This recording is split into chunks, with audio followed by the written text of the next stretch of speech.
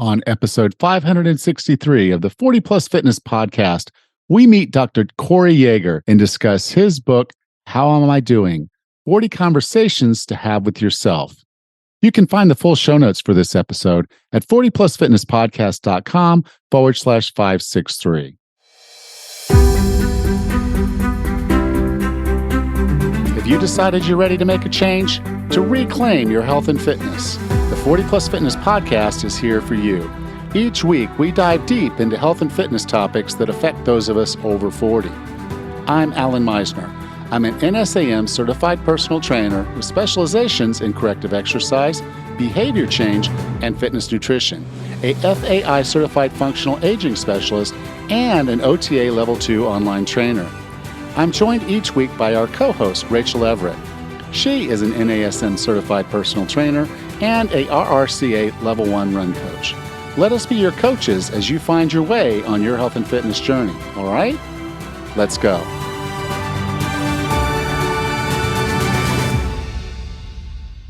Did the holidays do a number on your weight loss goals? The parties, the potlucks, the cookies and candies, and eating until you're stuffed. Then it's New Year's Day before we finally decide this is going to be the year, right? You can do this differently this year. With accountability, guidance, and support, you can crush the holidays this year with the Crush the Holidays Challenge. Join us at crushtheholidays.com. Each day for 35 days during the holidays, November 20th through December 24th, I'll be there to help you navigate through this season of eating. You'll get a daily email with guidance and support to keep your health top of mind and eating on track. You'll get accountability from me and a wonderful private Facebook community. This is your year to crush the holidays and go into 2023 ready to rock and roll. Go to crushtheholidays.com and join us. Crushtheholidays.com. Hey, Raz, how are you doing? Good, Alan. How are you today? I'm doing all right. Just Good. wrapping up things here. As this is going live November 8th, my daughter, I guess, got married. We're recording a couple weeks, so I'm assuming the answer is going to be yes, and all the way through the end, and there's not going Of to course. be an event or something. So at this point, yeah, we've married off one of our daughters, and we should be arriving back into Bocas today. Nice. And get back to running the bed and breakfast and opening up my studio, and of course, training my online clients. Busy, very busy. Yeah, and then we're just a couple weeks away from launching the Crush the Holidays Challenge. Right. So if you haven't signed up for that, go to crushtheholidays.com. And it's 35 days of coaching with mindset. And we talk about, different things about how we get past the temptations of these eating holidays, this eating season. And so if that's something you've struggled with, putting on a little bit of extra weight during the holidays, I strongly encourage you to come check out that challenge at crushtheholidays.com. And join the challenge with us. Like I said, there's a Facebook group, there's prizes for participation, and a daily lesson about mindset, and of course accountability, because you can pick out partners in the group or message me in the group, and just be a part of everybody holding themselves accountable to do just a little bit better, which doing just a little bit better is crushing the holidays. Sounds awesome. Sounds like fun. So what are you up to? I'm exhausted and also exhilarated, probably 50-50. Over the weekend, Mike and I did the Cal Crusher, which was our 30-hour running event. And it was a low-key event by our run club. So no pressure to be running for the entire 30 hours. You could go do the loop, which was about 5 miles, and go have breakfast and come back, or take a shower, come back. You had the 30 hours to do as many loops as you want. And we had a lot of family and friends up there join us. And the donations from this event go up to one of the research facilities up here in honor of Mike and in research of kidney cancer, which my husband is fighting right now. So the event raised $4,000 for kidney cancer research. So that's awesome. It was fantastic. It was a wonderful weekend. Lots of friends, lots of the miles, lots of fun. Yep, and your family too. I saw a post by Mike, and it's like everybody was there and made it a really close knit family affair thing. That's awesome. It was perfect. It was really wonderful to share all this time together. It was fantastic. Great. Yeah. Well, are you ready to have a conversation with Dr. Yeager? Yes. Our guest today is best known for his appearance on Harry and Oprah's The Me You Can't See on Apple TV Plus. He is a licensed marriage and family therapist at a doctoral level, focusing his therapeutic practice primarily serving the African American community. He holds a Bachelor's of Arts degree in psychology from the Metropolitan State University, a Master's of Arts degree in psychotherapy from Argosy University, and a PhD in family social science from the University of Minnesota. In his current role as a psychotherapist for the Detroit Pistons, he is working within the merging of his two passions, athletics and therapy. In this role, he supports the overall organization from a systemic and contextual stance. He supports players, coaching staff, and front office leadership in his conscientious relational fashion. Outside of the NBA, some of his clients include the Oprah Winfrey Network, the Smithsonian Institute, the Gersh Agency, and Lola Red. With no further ado, here's Dr. Corey Yeager. Dr. Yeager, welcome to 40 Plus Fitness. Thanks for having me. I'm excited to have this conversation with you today. I look forward to it. I am too. And for a very good reason is that, your book is called How Am I Doing? 40 Conversations to Have with Yourself. And every time I have a client that's trying to lose weight, I can tell you 99.9% of the time, we're in our own way to improving ourselves and making ourselves better.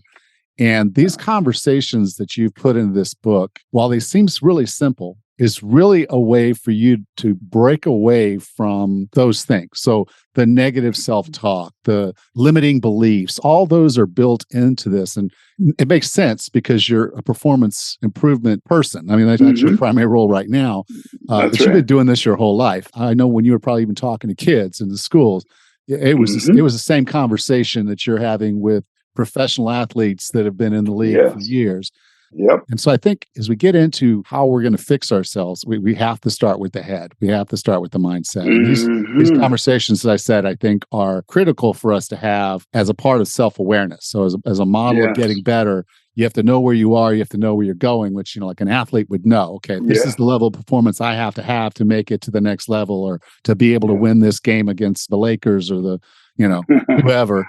You got to win that game. You know where you have to be physically for the season. And so you have a direction and then you set some goals for yourself. But then when you get to that self-awareness piece, these are the tools. Make sure you get there. 100%. And you use the term that I think is critically important for the work of this book, but I think in life in general, is becoming more aware of self. So self, that introspective space, but also becoming aware of self in the context of others. Critically important. Who am I? Not just who am I individually, but who am I in these different contexts, I think becomes really, really important. And it really is the cornerstone of what the book is all about. Yeah, because I think a lot of times we have this outward projection of what we want people to believe. We have this inner projection of who we believe we are. And both of those can be vastly different from the person that we actually are. And Alan, they can be conflictual. Those two worlds and those two people, if you will, can come into conflict within the self.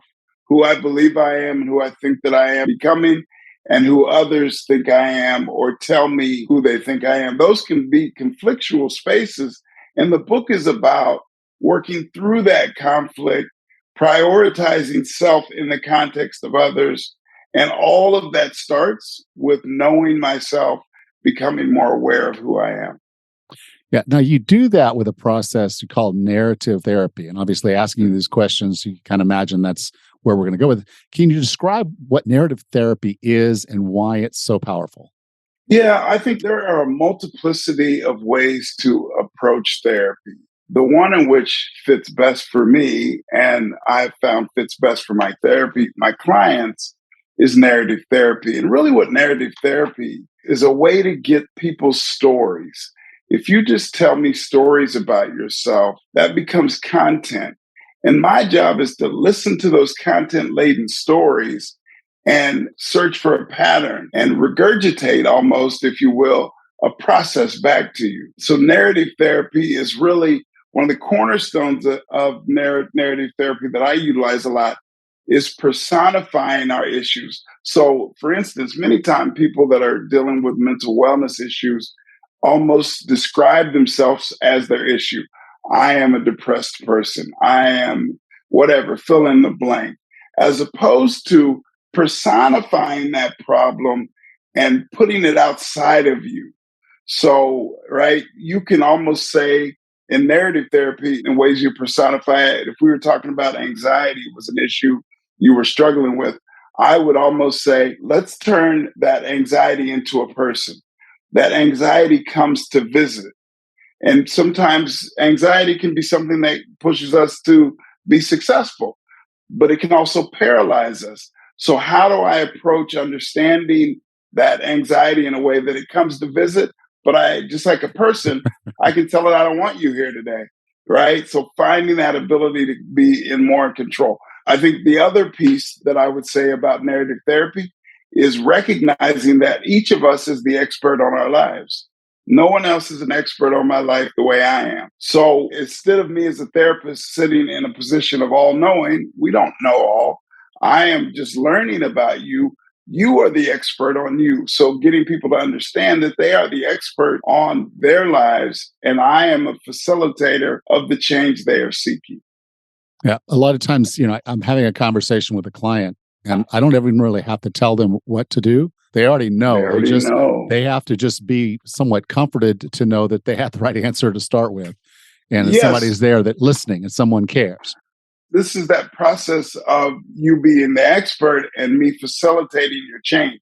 One thing I would say, Alan, about therapy in general, with narrative therapy, is that if we recognize that we are the experts on our lives and we hope or seek some level or version of change, one of the things that I start off with people, players, everyone that I work with, is asking them, all right, so what does change mean to you? When you say you want to change, what are you seeking to change, and what does that mean for you? For instance, in the therapeutic realm, what we describe as change is we describe it in two ways: first and second order change. First order change, and I'm a metaphorical therapist, so I use a lot of metaphors. First order change would be like walking into your home or your apartment and saying, I want to change this. So, first order change is saying, I'm going to paint all the walls a different color. I'm going to change all the furniture around and put new pictures up. So, if you come into my house and you were there a week ago and I make that change, it'll look quite different. Second order, deeper, more profound change is saying, I'm going to knock the walls down in this apartment or in this house and forever change the structure of my home. That's a level of second order change, which is a much more profound version of change. So I ask people first, before we endeavor upon this work, what change are you seeking? Are you seeking profound, knock the wall down changes? Or are you seeking to just change a few small pieces that will look different, but it will be changed nonetheless? Dr. Yeager, who is the most important person in your life and why? I am the most important person in my life, unquestionably. And that's not being selfish. That is just recognizing that I hold all of the information about who I am and how I came to be where I am. And knowing and understanding that in a way that's not selfish, but that I have to prioritize the importance of me. That doesn't mean that there aren't moments that I choose to put others first, but at the core of who I am, I recognize that as being the most important person in my life. My wife is clearly and keenly important. My children are very, very important. But I say oftentimes to my wife, before I can be a good husband, before I can be a good father, a good therapist, I must first be a good Corey for Corey. That's the beginning, the precipice, the genesis of understanding myself as the most important person in this world. And then that allows for me to show up in this world as a better version of myself, as a better father, as a better husband, as a better therapist, is first starting with knowing who I am and seeing myself as the most important person. Yeah. I kind of look at it from the perspective of if you don't have your own candle lit, you're not going to be able to light someone else's candle with it. Yes. So you got to I protect love your that. flame. You got to protect Well, your it's just flame. like, and Alan, it's just like being on a flight. They go through the whole little spiel when you get on the flight. If the oxygen level in the cabin drops low, you're going to have the mask that drops down. But what do they tell you? If you're traveling with a child, put your mask on first. Well, why? That seems selfish. No, because if I am fumbling around trying to put my son or daughter's mask on and I pass out, now all of a sudden we're both in trouble.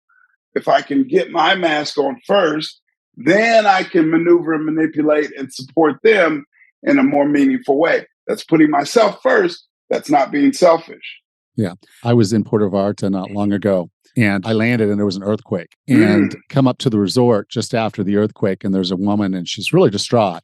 And, I'm sitting there with her and I'm like, okay, I can tell you're really upset. What's going on? She said, well, when the earthquake happened, we had to leave the building and my husband could not walk down the stairs. And so she had to leave him and go get help. And she didn't want to leave him. And then they wouldn't let her go back. So they sent 2 men up. Everything ended up okay. But it was just kind of one of those moments of, if I don't take care of me, I'm not going to be able to take care of her. And in fact, I might actually hurt her. Yes. My wife, that is, in the future, because I put her in that kind of situation. And so, I think as you start looking at this process, if you're not taking care of yourself, you're not taking care of anybody. That's right. That's right. And I think we've been sold a bill of goods as human beings that others should always come first. I think that's kind of what we're taught, almost at a level below consciousness. We're almost taught, make sure, don't be selfish, be selfless, and make sure that you put everyone else first. I think that's backwards, right? To your point, that taking care of self is really, in essence, taking care of others. Yeah, it's the, we're told, I think the way it goes, we're coming up on that season anyway, is it's better to give than receive. And that's a part of that messaging. But the whole point being is I could take $1 and I could give it to you right now. Or I could take that $1 and I can build it up to $10 or $100 or $1,000 and give that to you later. And so it's kind of making that investment in yourself is only going to benefit you and everybody else. So you got to make that happen. Yeah. Investing in self is critically important and not something that we're necessarily taught to do. So we have to really endeavor upon a process of being curious with self, what the book is about, being more curious with myself, asking and answering questions that will help me push into better and deeper sensibilities around who I am and how I came to be. Now, a lot of these questions will get very uncomfortable. and that's good. That's good. It is good. It is good. You're going to get outside of your comfort zone. And maybe one of the ones when I read it, I was like, okay, this is a hard one. And it's how much time do you spend looking in the mirror? And that answer's changed for me over the years. There've been times when I didn't want to look in the mirror because I didn't like who I was. And there have been times I looked in the mirror and I was very proud of who I was. But it's not a solid state. It changes based on who I am, when I am. Can you talk a little bit about why that's such an important process for us? And like I said, maybe the hardest of all the questions that I went through, I was like, this one's really, really hard.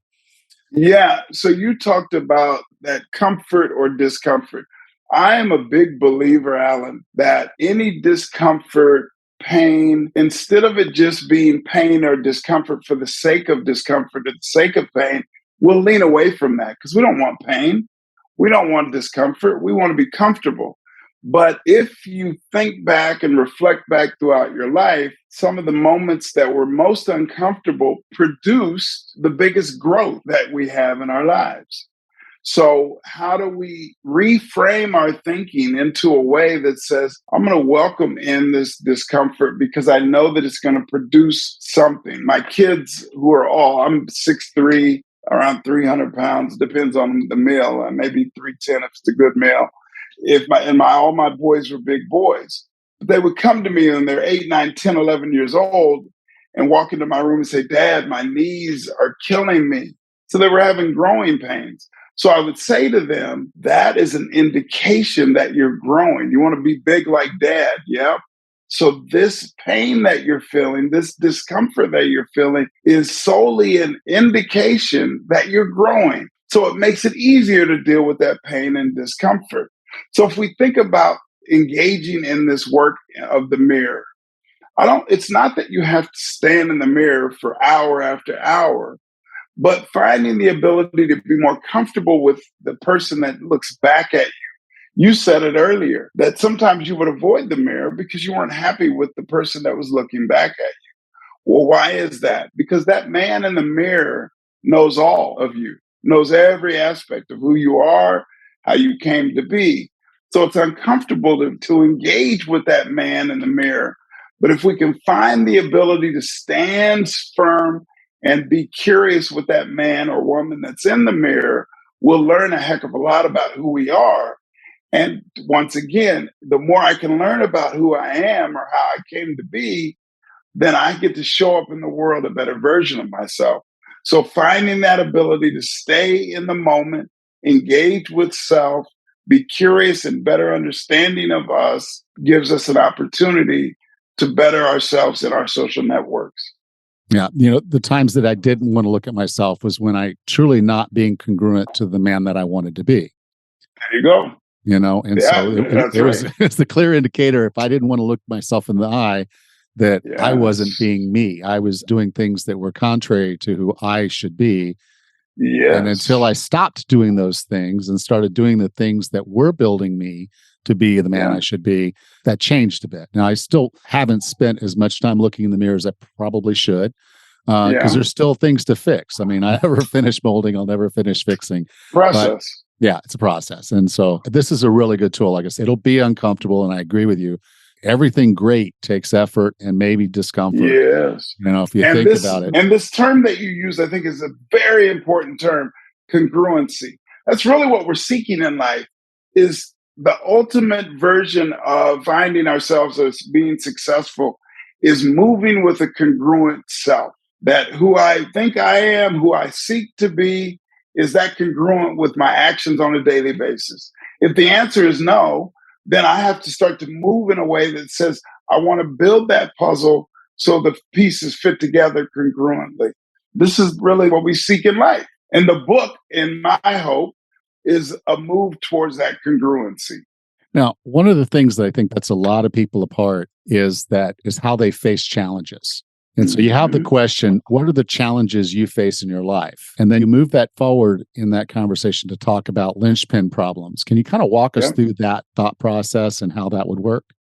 Yeah. So for me, after football was done, and the realization was that I wasn't going to be a multimillionaire playing football for the next 20 years, I was kind of lost. So I found a really good friend, and that friend was alcohol. So I began to have struggles with alcohol, and it would numb me and it would allow me not to engage with who I was or better understand myself. So it became a great friend to me. And that struggle ensued over the next number of years.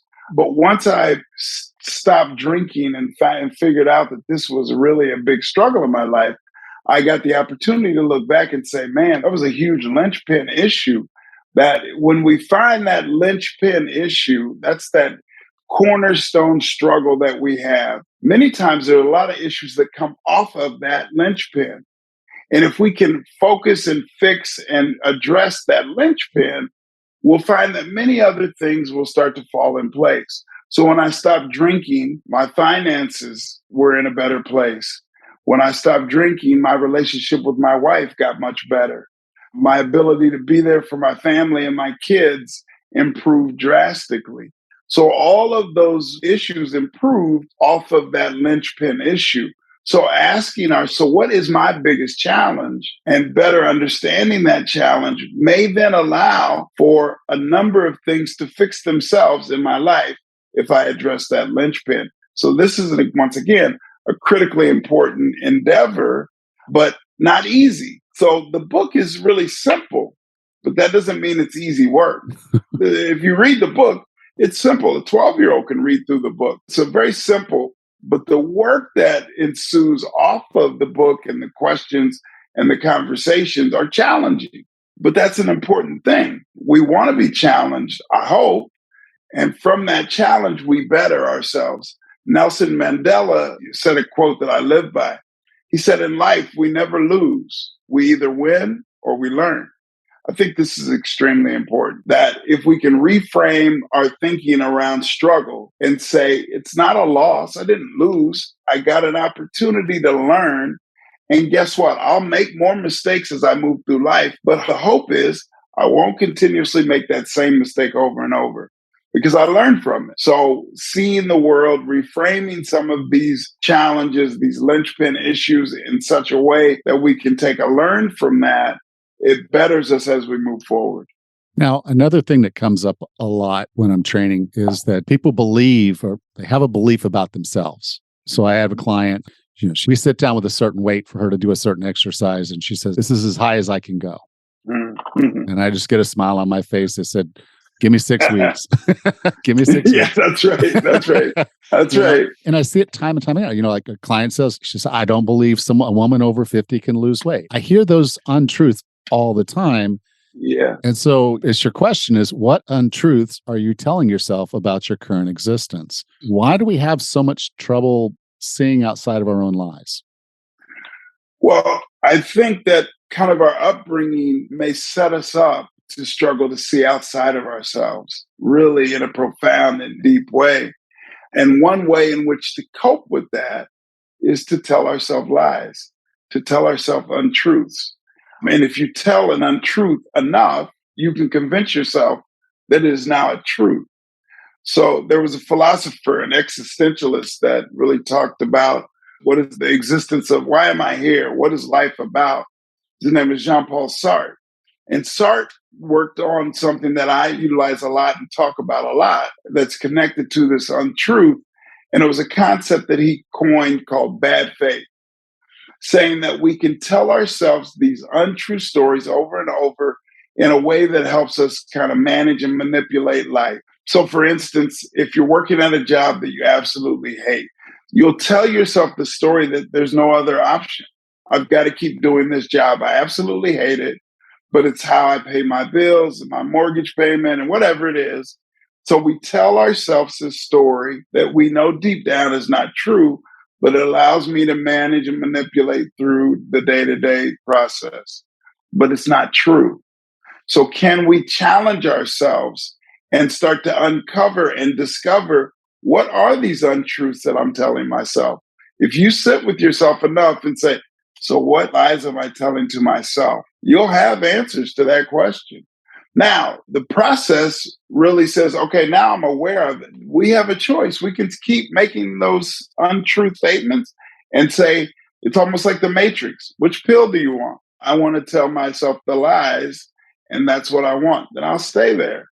But if I take the other pill, I will uncover all kinds of options that I didn't necessarily think about or didn't really want to uncover, but now they're here. Now the truths are going to be able to battle with the untruths. And guess what? I can make some different choices now. That doesn't mean we always will. I may stick with the bad choices. But now it's not from a space of unconscious or subconscious movement. It's now into the consciousness. And what does that mean? It means now I can start to battle with cognitive dissonance. Now I have a battle that ensues about that new information enters, new truths enter my thinking. And now I get to say, yeah, I hadn't really thought about that. What am I going to now do about it? Am I going to choose to keep down that same lane, or am I going to move in a different way? Now you have some options. And that's what we really hope for in life. The more we want a multiplicity of options. And that's what the book is hoping to point out, that we do have options. It starts with awareness, and then we get to do something about those new options. Yeah. I kind of look at it, and you even talked about, you being your own best friend a little bit in the book, but it was it's this concept of, if your friend told you she's just not going to be able to lose this weight, you would not tell her, you're absolutely right, you're over 50, you're not going to lose the weight. No. You're going to turn around and say, yeah, you can. You're going to be the biggest cheerleader for that person. And so if you find yourself saying something that you wouldn't say to your own best friend, that's probably a part of the cognitive dissonance that's going on in your brain right now. So, Alan, you point out something that's really important. So we have this concept of self-talk. We're always having conversations with ourselves. So as I'm talking, Alan, you're talking to yourself right now. What question am I going to ask next? Do I believe what he said on this, that? The Well, I conversation do. is always I absolutely do. Just for yeah. that. So this self-talk is continuously occurring. But if we tune in and become more deeply aware of the self-talk, we may start to say, man, I'm really negative with myself. And I didn't realize I was even doing it. So if we start to think about personifying this self-talk, this negative tape that can be playing over and over in our heads, and if we take those negative thoughts and tell ourselves, if I had my best friend take that tape of negativity and spew it back to me and say all those negative things back to me, would I remain friends with them? The answer is easily no. No, I wouldn't remain friends with you if that's all you were doing was telling me these negative stories over and over. But we're doing that to ourselves over and over, Alan. So if we can better frame this understanding in such a way that says, I don't want that negativity over and over in my head. The first step of that is being aware that it's even occurring. The next step is moving that negative conversation into a more positive space that I'm okay. I'm going to make it through this. Every struggle that I've had in my life, I've made it through to this point because I'm here and I'll make it through whatever this struggle is. Now I've changed that tape. I took that negative tape out and replaced it with a positive tape. Now I get to move in this world in a more positive fashion every day. And if that positive tape is playing, the chances that my outcomes in life are positive increase exponentially. So that's really what this self-talk is about. And how do we frame it and understand it in a way that we can move it, as opposed to just having it be unconscious and playing negative thoughts all the time. Now, I think for a lot of us, well, every one of us, change is scary. Change is uncomfortable. And we've talked about a lot about discomfort, but everybody kind of wants to change. And they basically start cataloging what if you could change anything, what would you change about yourself, about your environment, about your job, about your relationships? Every one of us will probably be able to list 3 or 4 things about just about every one of those. But you asked the question, what do you most hope to change in your life? Can you talk about the significance of that question? Yeah. So again, I think to your point, there's tons of things that we would like to change. I want to change my wardrobe. There's a ton of things we can fill in the blank ad nauseum about the things that we want to change. But the work that I'm discussing in the book is saying, all right, so what is the most profound, biggest thing that I hope to change in my life? Because I think too often we get caught up in trying to address everything all in one moment. I just want to get everything better but does it work? And then we get consumed with and overwhelmed with trying to do too much. So there's an African proverb that says, how do you eat an elephant? Well, the answer is one bite at a time. So this question of what do you hope to change most is taking the bite out of whatever that struggle that you're having, not trying to address every struggle and change every aspect of my life, but prioritizing what it is that I see as the struggle or the challenge that is most pressing for me. Then I get to go about taking a bite out of that and working to change that, as opposed to trying to be overwhelmed with addressing all of these issues at once. And what we'll do when it feels like it's overwhelming, we end up doing nothing, right? I coach football and I coach offensive line. And one of the things that I tell offensive linemen, you have 2 guys that are coming at you. What a guy will tend to do is try to block both of them. When you try to block them both, you end up blocking neither. So it's connected to change and what we prioritizing. Pick one thing, stick with that, work through that process, and that becomes a win. When I can work through that process, all of a sudden I have one small win. And if I can have one small win, I now convince myself that I can have 2 wins, and those 2 wins can turn to 4 wins. So all of a sudden I get to change and build upon that one bite-sized approach to change. And I think that's really my work, is to help facilitate the change process. I'm not going to change your life, but I'll help you facilitate your own process. Yeah, you have to be willing and Yes, put in the effort to make that change. And that's these right. questions, like I said, they're just a really deep dive into who you are and helping you build a plan and find the things that you need to change to be congruent, to be who you're supposed to be. So it's a great, great tool. Dr. Thank Yeager, you. I define wellness as being the healthiest, fittest, and happiest you can be. What are 3 strategies or tactics to get and stay well? Mm, 3. You're gonna make me narrow down to 3. I'm gonna struggle, but I'll attempt Remember to. what you just said. What's the big thing? What's the Yes, there you go. yeah. There you go. Prioritization, Exactly. Alan. So I think a couple of the most simple ones are, even starting off with your sleeping pattern. How well do you sleep? Getting good sleep matters. That if I get a good night's rest, I wake up more refreshed and find the opportunity to face the day in a more positive nature just from the very beginning. So I think getting good sleep is a cornerstone one that's very simple.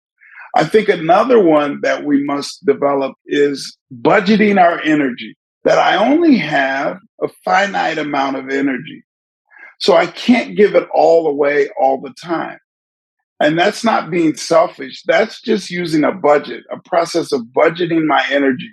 Where do I choose to give this energy? Why am I choosing to give this energy to this project or this person? But it has to be in a fashion that we budget it because it's not endless. So, where am I giving my energy and why? I think is an important piece. Journaling is another thing. Finding the ability, the research tells us if I have a struggle, couple of ways that I can address that struggle are talking to someone, telling them what my struggles are, and then journaling. And both of those processes are ways in which we can get that negativity out. It's all bottled up inside of us. What we hope to do is get it out. So if I come to you, Alan, and I'm seeking help and support, you're not going to be able to fix my issues. But if I trust that you'll listen and hear me and allow me to spew this out, I'll walk out of that session or that conversation feeling lighter. You didn't fix it, but I got to talk about it. I got to relieve pressure around that issue. So finding the ability to journal or talk to others, I think is extremely important. We have to give ourselves grace as well, Alan. We do well as human beings giving people around us grace. If you mess up or do something I don't like, I'll say, no, Alan, don't worry about it. It's okay. But we won't take that same notion with ourselves to tell ourselves, it's okay. I struggled with that, but I'm going to keep moving. In life, we must be rivers, not ponds. A river is ever moving, ever regenerating itself. A pond can become very stagnant.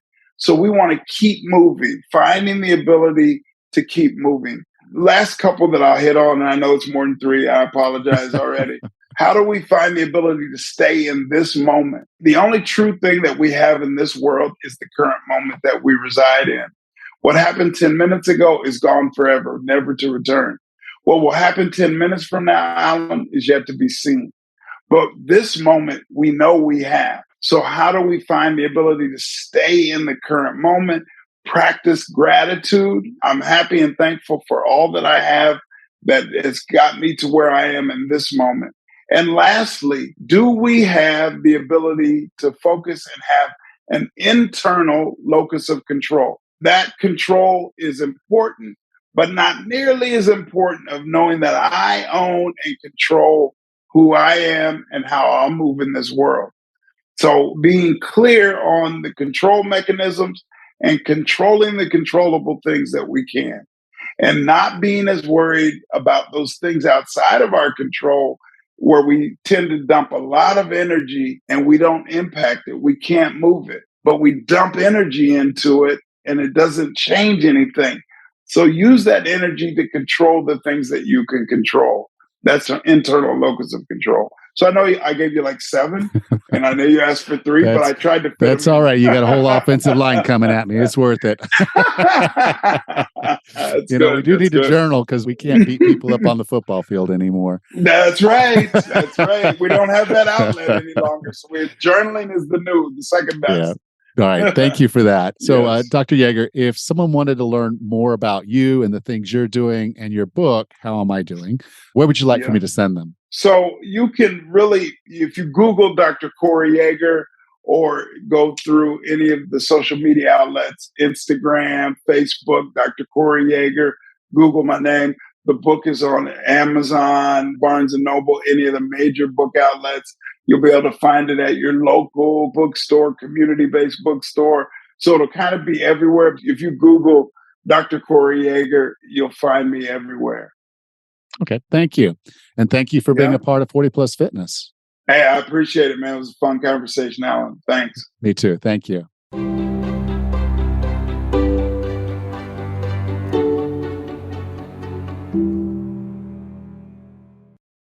Welcome back, Raz.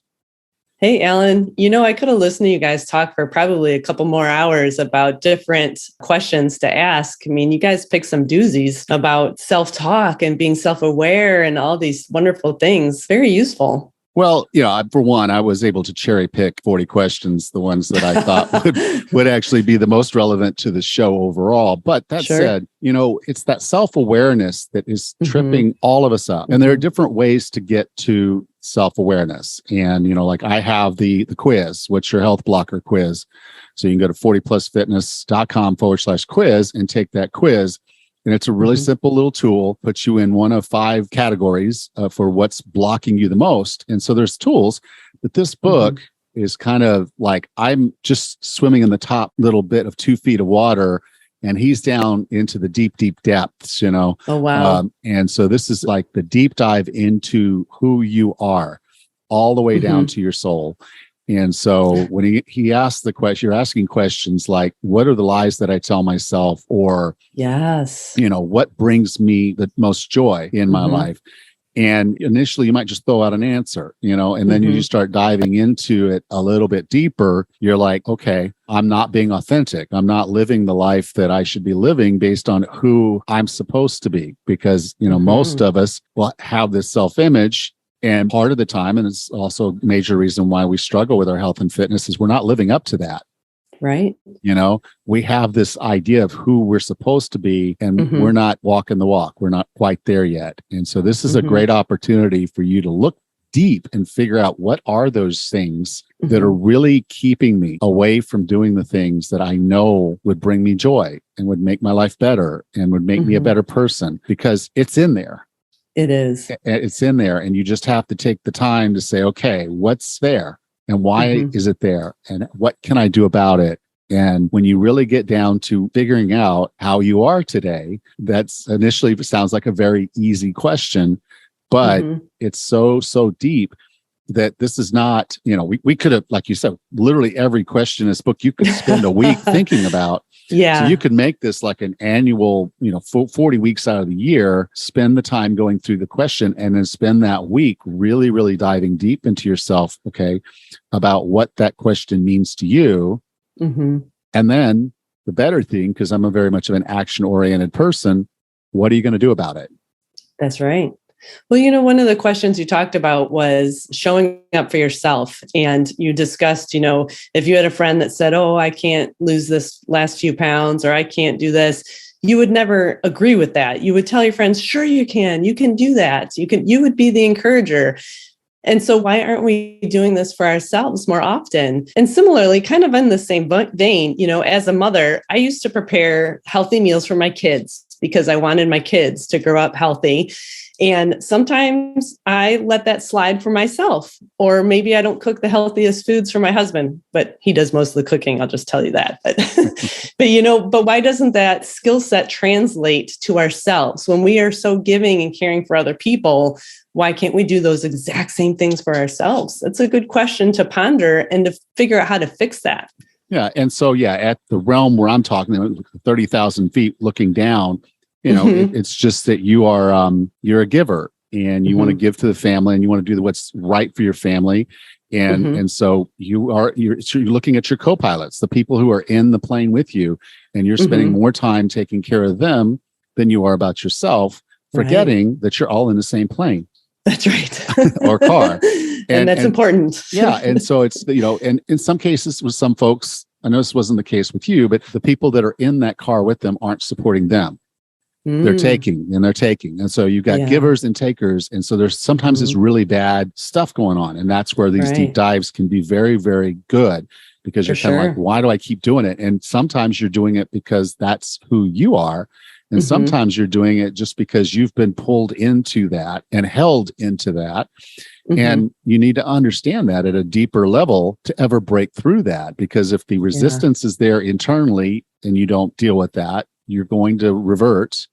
If the resistance is external and you don't deal with that, you're going to be fighting that battle all the time. So it's really important to get in there and understand yourself and your situation and come to those answers, because it's not a simple, I just need to stop doing this.